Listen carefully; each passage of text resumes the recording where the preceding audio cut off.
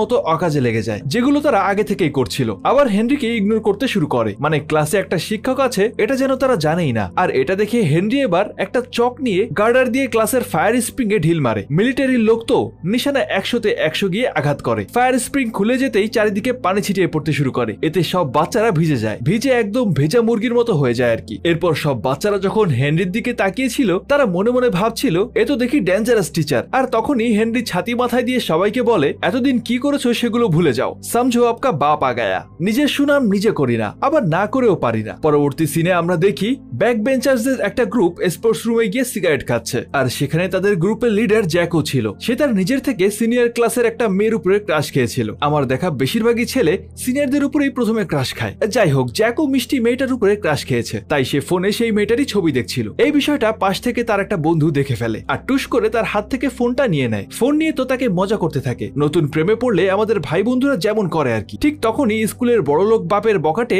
Basketball প্লেয়ারদের একটা group সেখানে আসে। এই গ্রুপটার সাথে জ্যাকেদের আগে থেকেই শত্রুতা ছিল, এরা একে অপরকে দেখতেই পারে না। বাস্কেটবলের গ্রুপের ছেলেগুলোর বাপের টাকার গরমে মানুষের সাথে যা ইচ্ছা তাই ব্যবহার করতো, কিন্তু জ্যাকের সাথে খারাপ ব্যবহার করায় জ্যাকও তাকে ছেড়ে কথা বলে না। বিষয়টা দুইজনের মধ্যে এক পর্যায়ে হাতাহাতিতে চলে যায়। এরপর আমরা দেখতে পাই বাস্কেটবল প্লেয়ারদের গ্রুপ তাদের প্র্যাকটিস করছিল, তখন জ্যাক তার বন্ধুদের সাথে বাস্কেটবল খেলছিল। এমন সময় জ্যাক তার অপমানের বদলা নেওয়ার জন্য গ্রাউন্ডে একটা বোতল ফেলে দেয়, যাতে বাস্কেটবল টিমের লিডার পড়ে যায়। তাদের প্ল্যান মতো কাজ হয়, বাস্কেটবল দলের লিডার ওই বোতলে পা পিছলে ফ্লোরে পড়ে যায়। আর এটা দেখে জ্যাক আর তার বন্ধুরা ওপর থেকে হাসতে থাকে, কিন্তু এমন করার সময় তাদের ইংলিশ ম্যাম তাদেরকে দেখে ফেলে। ইংরেজি ম্যামরা সবসময় কিউটি হয়, কিন্তু আমাদের এই ইংরেজি ম্যাম দেখতে কিউট হলেও শাসনের ব্যাপারে ছিল ব্যাপক কড়া, তাই সে তাদেরকে পানিশমেন্ট দেয়। পানিশমেন্ট থেকে বাঁচার জন্য সেই স্টুডেন্টরা টিচারের সাথে একটা প্রাঙ্ক করে, তার টেবিলের উপরে থাকা ফ্লাক্সের ঢাকনা খুলে রাখে, আর একটু নাড়া লাগতেই তার সব চা জরুরি কাগজপত্রের উপরে পড়ে যায়। আর ম্যামের এমন 12টা বাজিয়ে তারা সেখান থেকে চম্পট দেয়। তারপরের সিনে আমরা স্কুলের প্রিন্সিপালকে দেখি, সে খুবই চিন্তিত, কারণ তার স্কুলের রেপুটেশন ভালো না, যে কারণে এডুকেশন বোর্ড তাদের অ্যানুয়াল ফান্ডিং থেকে 20% কাটার কথা বলছে। তাই স্কুলে এডুকেশন বোর্ডের কিছু লোকও এসেছে, কারণ তারা জানতে চাচ্ছিল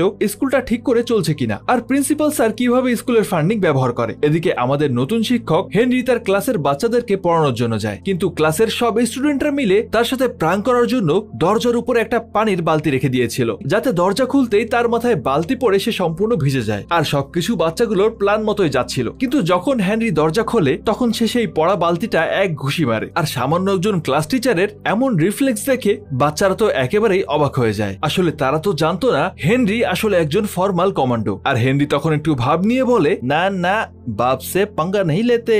যাই হোক, তারপর হেনরি বাচ্চাদেরকে পড়ানোর জন্য ক্লাসরুমে ঢোকে, আর সে সোজা জ্যাকের সামনে গিয়ে তার কাছে একটা সিগারেটের প্যাকেট